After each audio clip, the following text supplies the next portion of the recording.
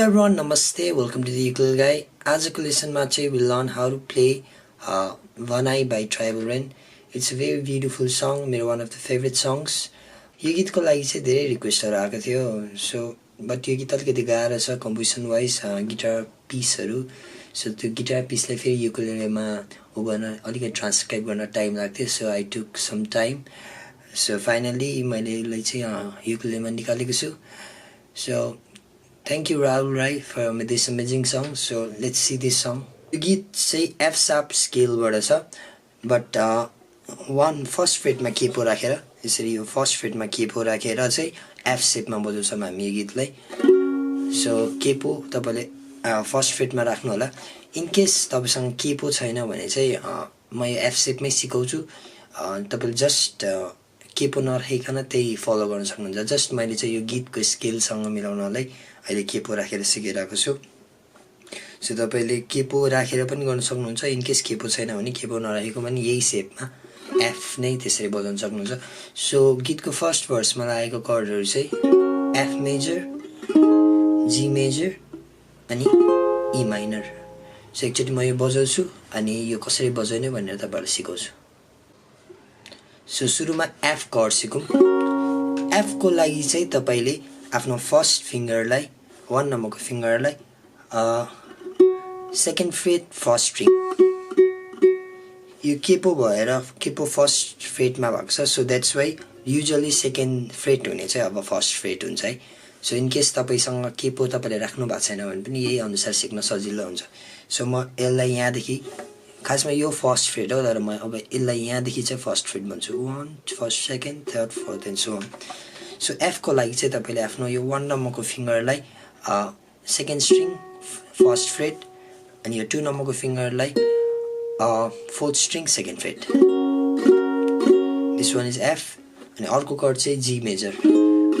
G major को लागि चाहिँ तपाईले आफ्नो यो 1 नम्बरको फिंगरलाई थर्ड स्ट्रिङ थर्ड फ्रेट नै सरी थर्ड स्ट्रिङ सेकेन्ड फ्रेट, 2 नम्बरको फिंगरलाई फर्स्ट स्ट्रिङ सेकेन्ड फ्रेट अनि यो 3 नम्बरको फिंगरलाई second string third fret second chord. अनि अर्को कर्ड चाहिँ E माइनर.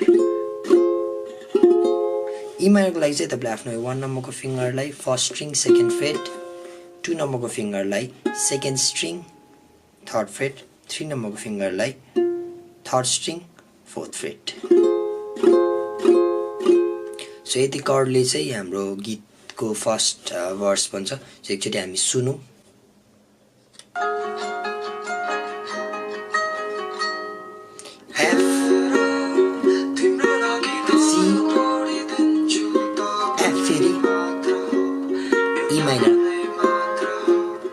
फेरि F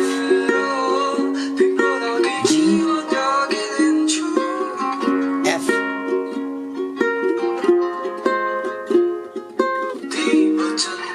So this was the first part. So यसमा चाहिँ F G F E minor F G F E minor यसरी लाग्यो.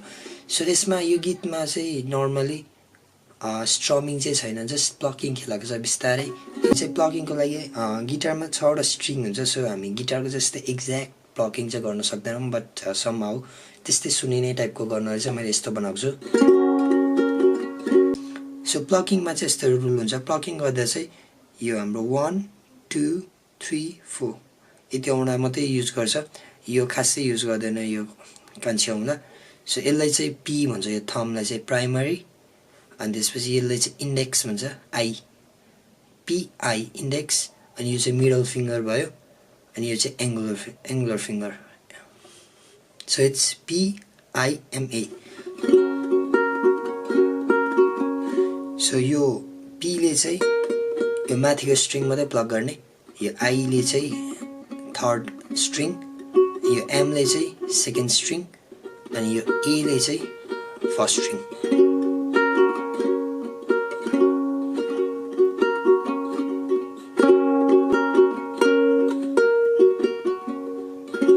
सो यसमा चाहिँ मैले कस्तो गरेको छु भने चाहिँ डाउन अनि 2 लाई पिक गर्यो,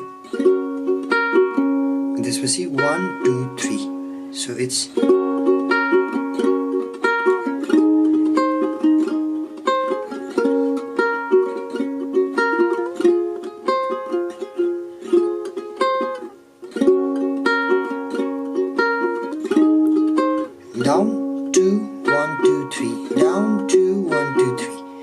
यसरी खेल्ने अलमोस्ट गीतको सबै पार्टमा यसरी नै कभर हुन्छ यही स्टमिङ प्याटर्नले कभर हुन्छ सो फर्स्ट पार्ट यसरी जान्छ F G F E minor अब त्यसपछि सेकेन्ड भर्सको पालो आउँछ ती वसन्त होइन यसमा चाहिँ एउटा नयाँ कर्ड इन्ट्रोड्युस हुन्छ D minor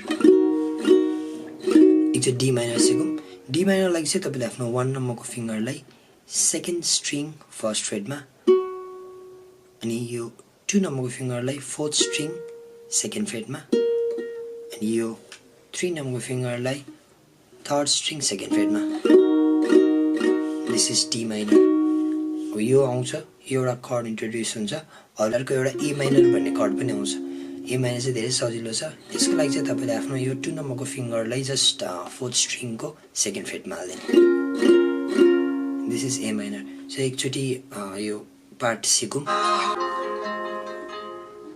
D minor E minor F E minor D minor E minor F E minor D minor E minor F E minor D minor E minor E हो यो लास्टमा फेरि पाउँदैन गीतको पुरै यो पार्टको चाहिँ पुरै D minor E minor F E minor यसरी जान्छ लास्टको त्यो तिमीसँग जिउन म पाउँदिन यो पार्टमा चाहिँ ई मेजर कर्ड लाग्छ नयाँ कर्ड अनि ए माइनर सो एकचोटि ई मेजर सिकिहालौँ ई मेजरको लागि चाहिँ तपाईँले आफ्नो 1 नम्बरको फिङ्गरले फोर्थ स्ट्रिङ फर्स्ट फ्रेटमा अनि यो 2 नम्बरको फिङ्गरले सेकेन्ड फ्रेट फर्स्ट स्ट्रिङ अनि यो 4 नम्बरको फिङ्गरले थर्ड स्ट्रिङ फोर्थ फ्रेट यस्तो साउन्ड आउँछ सो यो चाहिँ लास्टमा पाउँदैन अनि ए माइनरमा गइहाल्छ सो यत्तिकै छ चाहिँ त्यो फर्स्टको जस्तै पार्ट आउँछ हेर त्यसपछि फेरि त्यही वसन्त होइन फेरि त्यही पार्ट आयो लास्टमा एउटा ब्रिज पार्ट आउँछ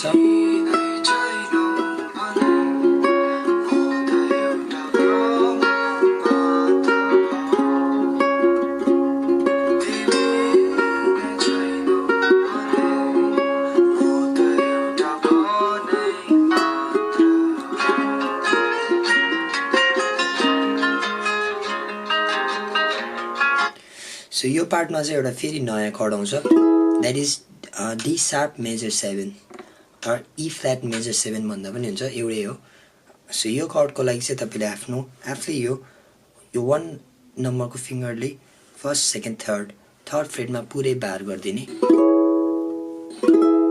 अनि त्यसपछि यो कान्छी औँलाले चाहिँ 1 2 3 4 5 6 फ्रेटमा कान्छी औँलाले थिच्ने यसले पुरै बार थर्ड फ्रेटमा अनि 6th को फर्स्ट फिङ्गरमा चाहिँ सरी 6th फ्रेटको फर्स्ट स्ट्रिङमा चाहिँ कान्छी औँलाले सो यस्तो कर्ड आउँछ सो एकचोटि हेरौँ बीच पार्ट चाहिँ यस्तो हुन्छ D sharp major 7 C F C F C sharp major 7 A minor E minor A minor